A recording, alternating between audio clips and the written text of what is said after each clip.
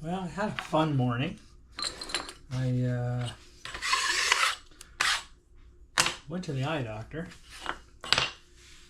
and good news, I got a new prescription for my reading.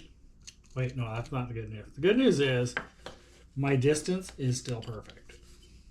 My distance viewing. My close-up viewing, not so much. And it went up what I would consider pretty substantially. So now I gotta buy myself a bunch of readers with a different prescription, and maybe I'll be able to see my carvings better. Maybe they're better than I thought. Maybe they're worse than I thought. Oh boy.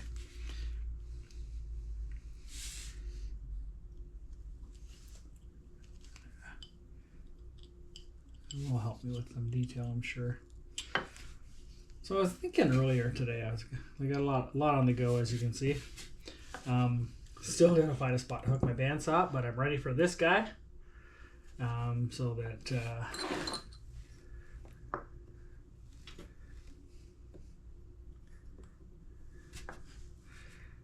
Bumble, the Bumble Monster,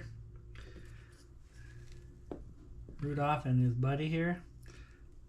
Gonna have a little scene for arms. You can see these lines on here. Once I decide what I want for arms, I'm going to be mounting. I'm going to rough cut this out, all these spots, and then I'll be mounting the arms where I want them, up or down, and integrating them into the carving. That's the plan anyway. Another interesting thing someone commented, and I thought, what a cool idea. So when I carved Rudolph, I did him with 4 separate legs. The tail was separate. The 2 antlers were separate. So I did the head, the neck, the body, right?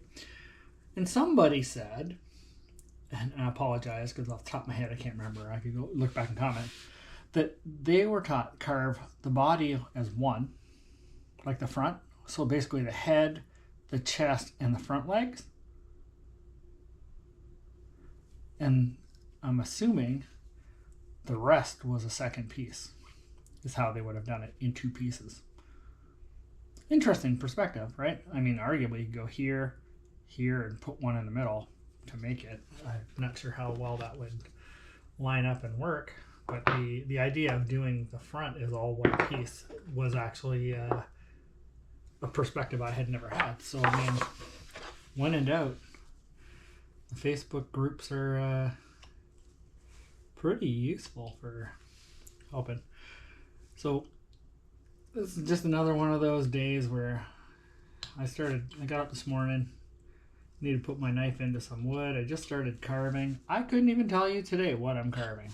We're looking at him. There he is. Right? So all I wanted to do was challenge myself a bit, right? So I was trying to get a more realistic face. I think I'm starting to achieve that from what I've started there. Not as cartoon, but closer to a realistic face. As I carved it, I thought, man, he looks kind of regal and mad, or maybe he's a wise man. So I carved this outline here. Maybe he's just got a really bad Lord Farquaad haircut. And then I was giggling to myself that maybe he's a king. Maybe this will be a crown. So I shaved the top off to line up. Maybe it's a crown. Maybe it's one of those, and I don't know the name of them, but those hats you tend to see some African nations wear. When you see dignitaries wearing those hats. So I'm not sure how it's going to go, but I did drape it around the back. So this is either a crown and like a headpiece that goes around the back, like that cloth that drags down. I'm just letting it end up where it ends up. Definitely, I could call him the cold old man, is what I was giggling to myself, because he looks like he's cold. He could make this all into like a shawl or a blanket that he's wrapped in. I've set myself up for another braid attempt. If you've seen any of my other videos, braids are my nemesis. So I'm all set up here. I went nice and deep on the sides to give it a nice rounded edge. I smoothed it, so that I have the best opportunity for success here to do a braid. So that's on the list. Yeah, like I said, sometimes just pick a piece of wood up and carve and see what you come up with, right? The other thing I've realizing is I don't use and I don't have a whole series of these. I don't have this one size, but this U-gouge, you know, this kit that I got from Chipping Away, it's got a V, a little V, a U, a skew, a straight, and then some other thing. I don't even know what to call it.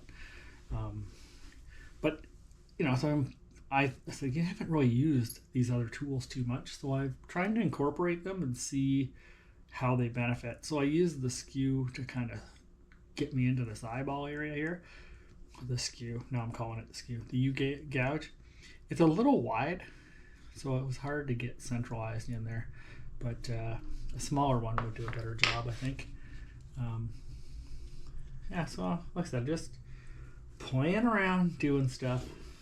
You know, the other day I started this guy here. You know, I don't know what he's going to be. I put markings on him to kind of get some ideas. Is he going to be a crazy face? Is he going to be a mushroom? I don't know. I was really just working on nose and eye sockets. Sometimes you need a couple little pieces, I guess, so when you're not sure which way you're going, you can just stop, pick it up. You know, I always say, like, if you get, what is this one going to be? I don't know. Just stop, look at it. If you can't figure it out right then, set it down for a bit. Go do something else. And then all of a sudden, we're carve something else. So I like the idea of having a couple little things on the go. You know, I just try and carve every day, something. You know, like the other night, I had a late night. There was a work event, tis the season, right? And I got home and I thought, man, you haven't carved anything. You haven't done anything. So I had this one little piece of wood. So when I was painting the eyeballs on the reindeers, I had a piece of wood like this. Well, this is where I was practicing my eyeballs. Practice before you put it on your thing. Just find different techniques for trying to get the eyeballs on there. But this piece, I also had another piece very similar. So I just took that other piece and made a little mushroom. Just like that. Just a little mushroom. Why? Why not? Right? And just to show everybody, you know,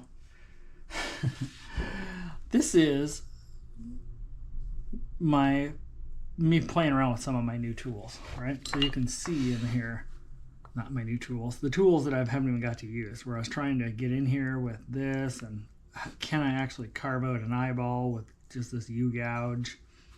You know, just some different things. What is it? How does it work into the wood? Can I scoop it complete out? You did a little ear attempt there. You know, just practice. You know, every cut you should be learning something, I guess, or you know, learning that, oh, I did that 6 times already and it hasn't worked. Maybe I should try something different. But yeah, I'm gonna watch the videos again on the braids. Like I said, Johnny Layton's got a good braid video. There was another guy, apologize, don't remember his name, but found him on YouTube. Watch his braid, and then I'm just gonna give that one a go to try and get the braid done. And I'm hoping at some point this weekend to get my bandsaw in a place I can actually use it and get this trimmed out. I outlined this on paper too, so I have it for reference. Maybe I'll put that up on, you know, if it turns out, I'll put it up on my on the Facebook page. So if anyone else wants to give Bumble a shot, they can use my template. But the idea here is, it looks way better from the front than the side, but my thinking is his head is forward, his body kind of leans like this when he's walking. So I'm gonna cut this square out here, but I'm leaving the top. Even though it will be gone, I'll be able to cut that off easily with either my handsaw or just the knife, but I gotta leave that on. And then I'm gonna cut the triangle here, and I'm gonna leave the back part. This is not gonna be part of the foot, obviously, but I'm gonna leave it here, so there'll be a triangle coming out. And then a triangle here, and then this triangle. And the reason I left this here and this here is, so when I first start, right? When I first start on the bandsaw, you know, I'm gonna be like cutting in with the zzz, like this into here and into here, right? And then do these kind of clean up to try and get this part done. And into here and into here and into here. When I'm done, this is the side profile. I'll have to do it first. Then I'm gonna have to lay it on its back. Now imagine I don't have this here or the back of the heel. This whole thing is going to be me trying to hold it steady on a bandsaw to cut the top. So by leaving this piece and this piece intact, I still have a flat surface now to do these cuts for the bandsaw. Okay, that's my train of thought. So I don't have a lot of current time with the bandsaw. I have, you know, in my much younger years, I spent a lot more time playing with bandsaws. But that's my strategy for that. And hopefully it comes out okay. And I think proportion-wise, he might be a little short when I watch the video again. But my intent is to stick him up on a ledge, looking down at them with those big scary arms, coming at him. All right, see that? Him and Rudolph will be here, looking at him. All right, happiest monster on the planet. So sure made some god awful noises. If you haven't watched that movie in a while, boy oh boy, the Bumble sure made some noises. So anyway, that's what I'm up to today. Just wanted to kind of make sure you guys are seeing some stuff. Hopefully maybe that helped you pick up a few things. Anyway, as always, appreciate you taking a moment out of your life to watch this. If you haven't subscribed, I really would appreciate it. Apparently like 90+% of the people who watch my videos don't subscribe. But if you take that opportunity to give it a little boop for me, I'd really appreciate it. Anyway, keep coming back. Thanks.